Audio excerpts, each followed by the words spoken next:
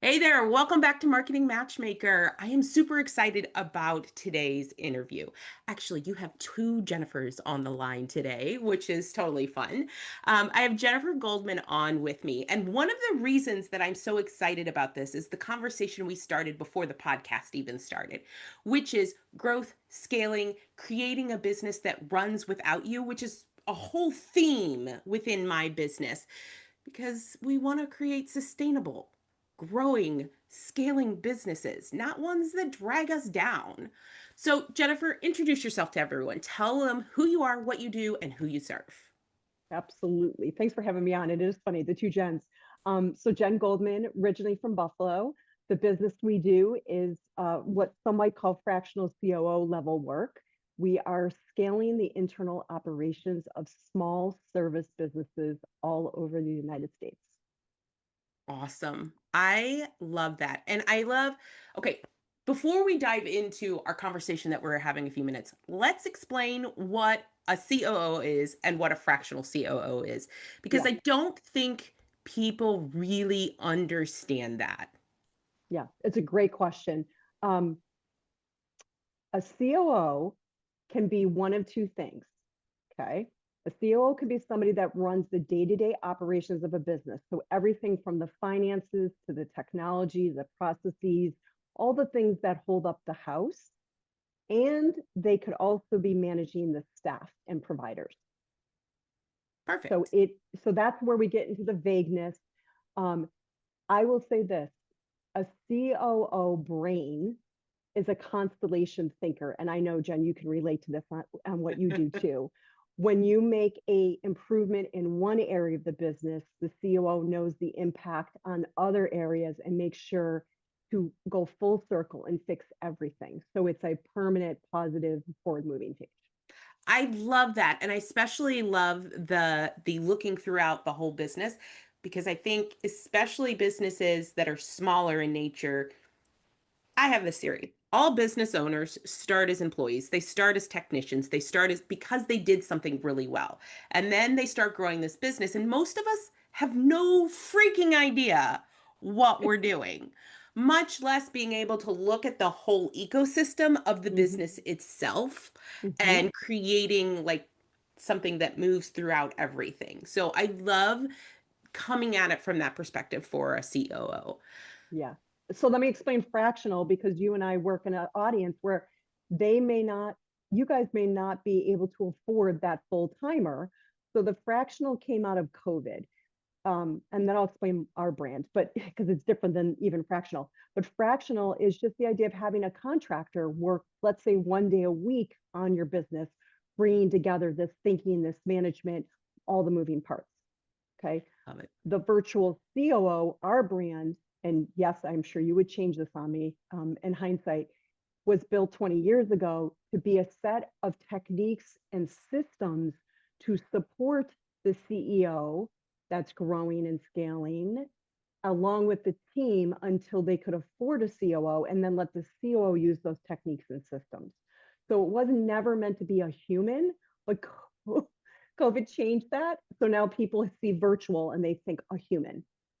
But that being said, I think there's certain elements that you and I know about in running a business that you have to touch on. How do you do it quickly and effectively without spending all day, every day on that part of the business? Yeah, And I then, totally agree with that. I do love the fact that you have um a different twist to it because I do think fractional everything, right? Because I'm a consultant, I'm also a fractional CMO, so I work as a chief marketing officer for businesses who can't afford to hire a full-time chief marketing officer. Um and it's a term that's becoming more common. People are learning what that is. Being able to distinguish yourself from everybody else on what you do is incredibly important. yeah, So, thank you for that from marketing side. I think it was Bloomberg News that just came out and said, though, that the fractionals are becoming the new C suite. So yep, life has changed, right? it Like you, has. even bigger businesses, you find out that that person isn't full time W-2 and they're a CEO. It's Yeah, unreal, yeah. um, and And I good. think it's really an amazing. place to be in the world. I don't know about you, but I get incredibly bored incredibly quickly, which is why I have so many aspects of my business and I love working with multiple clients because Yeah. when this client starts like my brain goes off into la la land, I'm Hmm. like, okay, I can switch to this client Yes. where I can dive into something else, something different aspect. So it is an exciting place to be when it comes to being able to work Yeah. And fractionally. that's the same, like we were talking offline about, when do you as a business bring on somebody full time versus keep them as a contractor? So, Yeah. and I say it's when somebody is like that, actually. They want to do projects, they're constantly want to learn and be challenged. They can wear multiple hats, appreciate when you make a change in one place of the business, they could do another. It's like I call it a utility player too, or we can call it a unicorn, whatever you want. That type of identity exists out there. Yeah. They're there, Absolutely. right? And if you're exciting and your business is moving and shaking and has like potential, you will attract that person who actually will work for less for the vibe to be a part of something. Not only that, we've also learned, I mean, through COVID in and of itself, we learned that people spend out of the 8 hours a day they spend in an office, they only work like four of them. The rest Yep. of the time is either in meetings or talking to people on the whatever. But the reality is those of us that have pivoted that way, we work quickly. We can get through things quickly. There's Mhm. no reason for us to sit on your clock for 8 hours if we can Right. finish something in two. That's right. That's So, right. That's I, right. Yeah, and then when you feel that you do want that person that 8 hours, even though we all know it's not 8 hours, even right. right? You want them again. You just look at them and say, what roles can you fill? You could fill multiple roles. You can connect the dots. Can you lift me? Like I'm right. Can you lift me up so I can do what I do best, more of or Yeah. better? And as soon as that becomes the answer, and of course the profit and loss statement supports this, like you can make this investment with some goals to it. It's a full time. Yeah. Then that's when you can do that. Yeah. Uh, but anyway, yeah, So, when is a good time to hire a fractional COO or mainly or your company? Like yeah. where is a business in that space ready? We have found most often, well, they want it before they can afford it, right? Right. Because getting stuck in the weeds is awful. Um, It's well, of the weeds that you don't like either. So usually we'll say if you really want a fractional, it's when you can free up that time to go out and develop the revenue that will pay that fractional. So let me give a specific example. If I had an extra hour a day, I could bring in an extra $10,000 a month. Done. Hire the fractional. mhm. You know what I mean? If I could, or maybe there might be another math story behind that. So that's Right. one. Two, it's usually when you have a couple people on your team. I find most businesses start to get frayed when they have 4 or 5 people to manage and hold accountable. And they're actually doing it verbally and they don't know how to switch it. Like, how do I do this? It's too many people at this point to do while I'm doing business development. Yeah. Yeah, no, I completely love that perspective. Having run a full service digital marketing agency, that was my biggest issue, right? Was finding that area of management plus doing my task plus selling plus lead gen, all of the things, right? Ends up in your lap as the CEO. I actually have a friend who calls it the chief everything officer, which is so true. Um, so when you get to that point, when you're, because this is the conversation that we kind of started beforehand, the growth versus scale versus like, what does that look like? Creating the systems. Um, First, let's start with defining growth versus Yeah, scale versus self-managing business, whatever.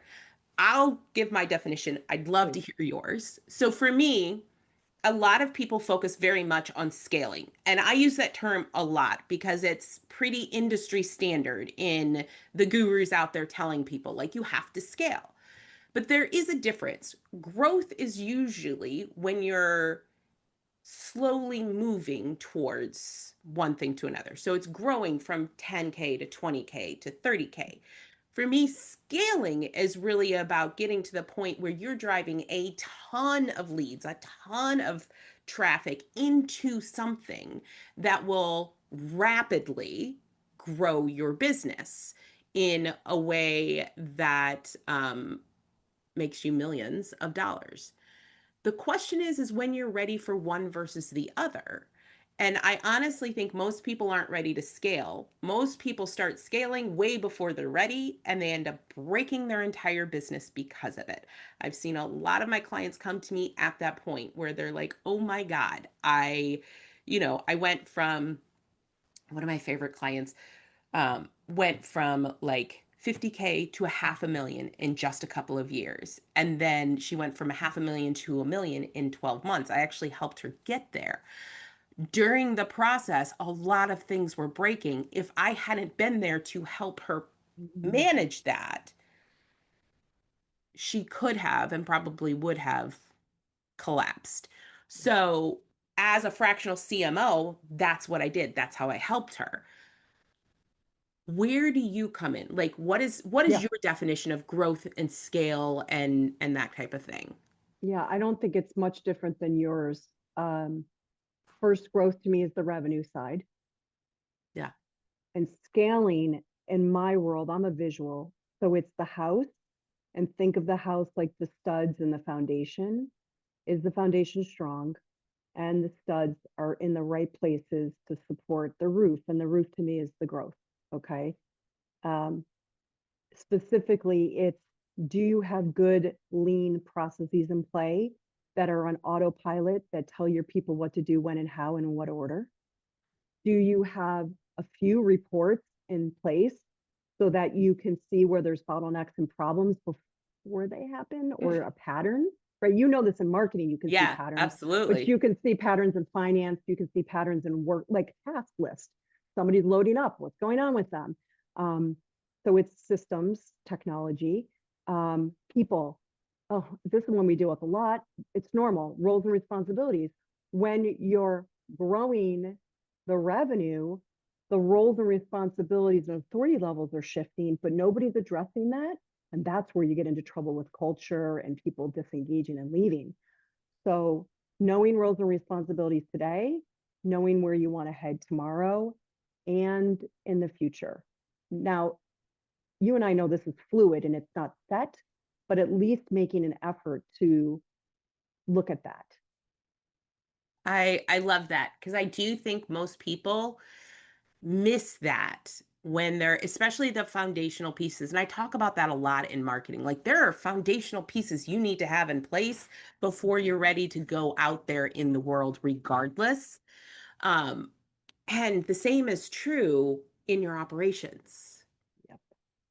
If I was running ads for you like I did in my agency and I was driving 100 leads into your business a day, and of those leads, let's say just 2%, so maybe you're only getting 20 buyers a day, would your foundational structure be able to support that? That's right.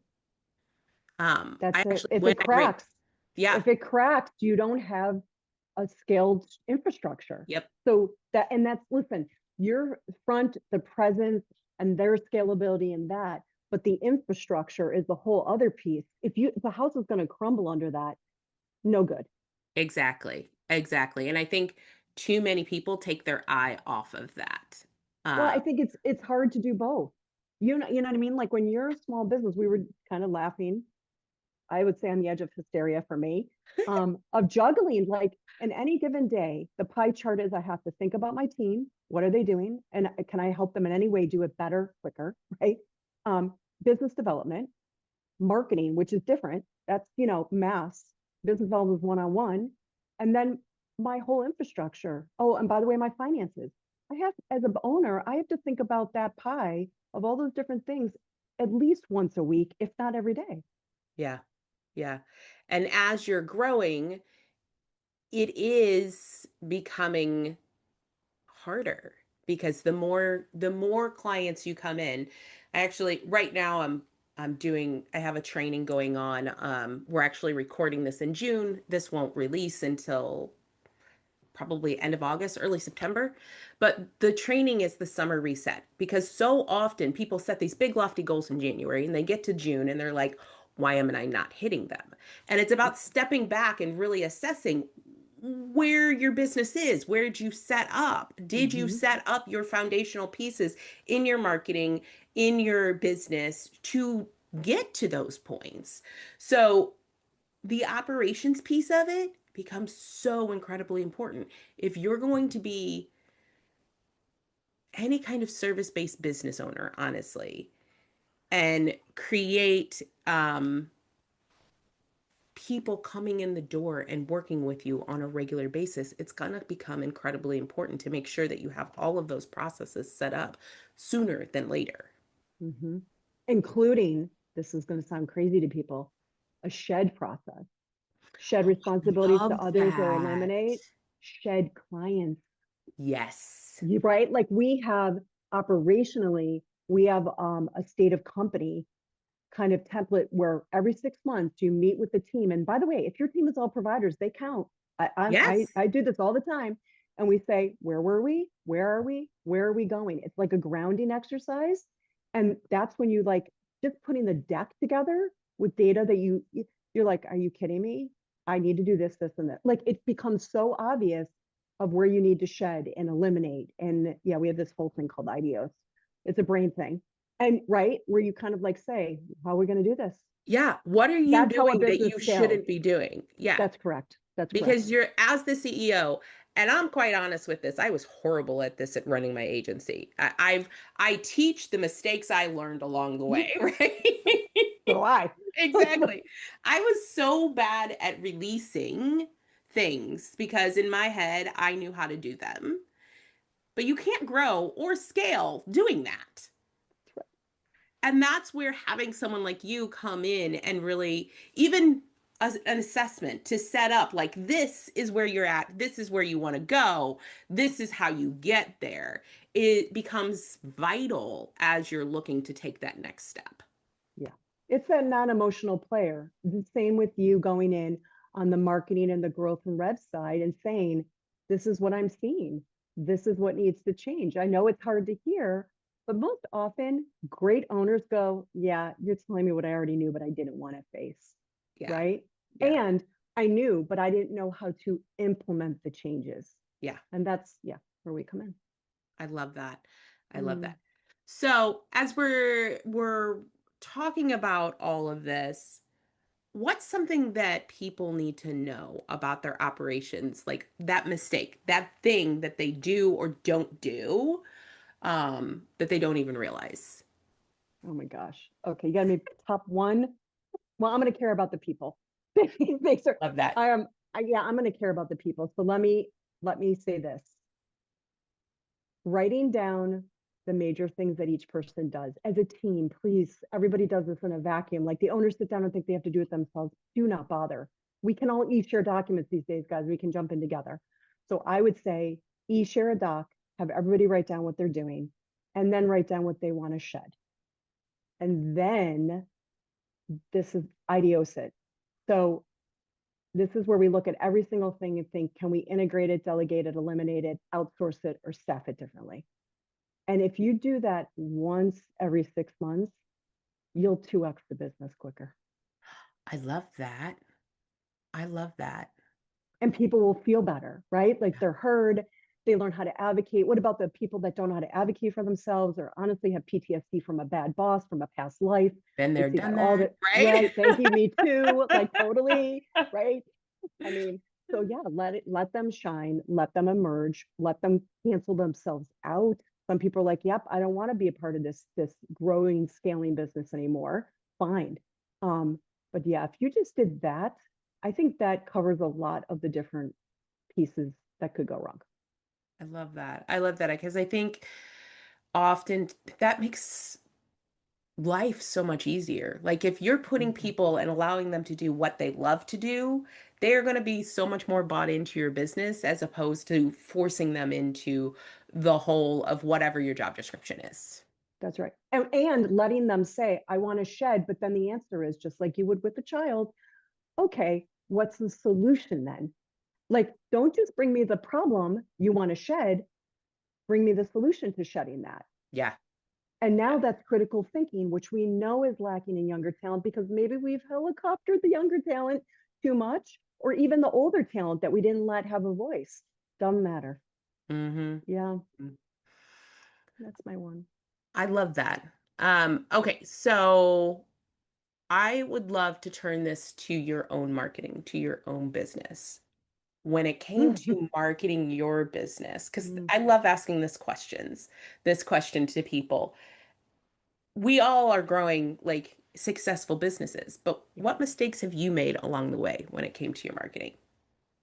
yeah, I'm pretty open about that, especially with experts like you. I never wrote down. Now I know the word is avatar, but I didn't know what that meant. Okay, Yes. so everybody check back with Jen on that for what the, I never wrote down the avatar, partly because I'm an empath intuitive, and if I had to feel what my clients felt, I think I would be in so much pain I'd cry. But like, I didn't write down my avatar, and I mean write, literally physically. Yes, absolutely. I didn't write down the problems we solved. I had them here. I didn't write them down. Yeah. Um, and then I never wrote down the things that people could do with no money commitment. And it wasn't because I was trying to hold everything close to chest because I felt I should get paid for everything. It's because it's because I just wanted to solve. So I'm like, okay, just hire us. And we'll solve it for you. We'll take you out of your pain, right? Like we'll solve. Well, wait a minute. People need a slow dance. They need the dating phase.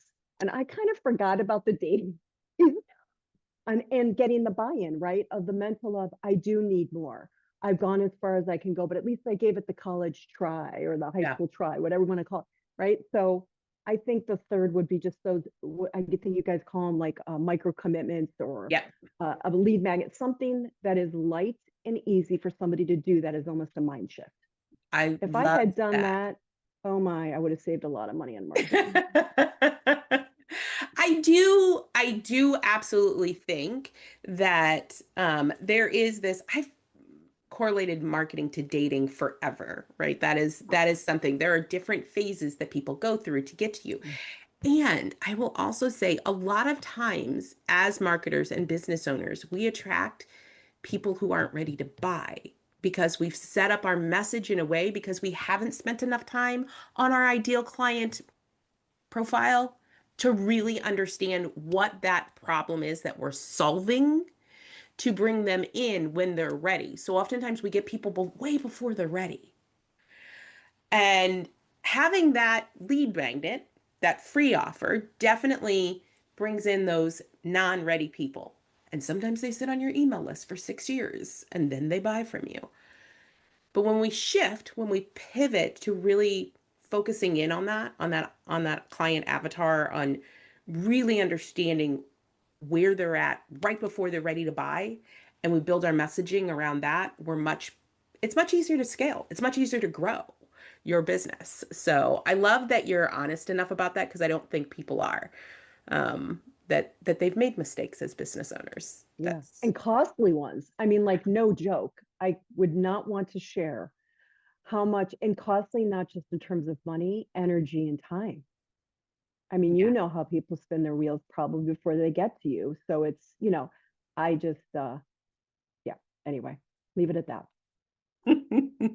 Well, Jen, thanks you so much for being on this Yeah. episode with me. I loved every second of it. I think operations are essential if you're really looking to grow and scale your business. So, as business owners out there, if you're thinking about taking the next step and you're not sure where to start or where to go with your operations, how do they get a hold of you? They can just go to the website, myvirtualcoo.com, and I promise there'll be more things on there you can do on your own. We have a lot there, but there'll be more. So yeah, you can get a hold of us that way, through email or just chatting with us. Perfect. Thank you so much for being on with me. And for those of you out there right now that are stuck in your marketing, you're not sure how to grow, how to scale, you're not sure to do what to do first or next, head over to yourmarketingmatchmaker.com and schedule a free 30-minute strategy session. I promise you'll walk away with at least one actionable item that will help you grow your business, increase your revenue, and scale your impact.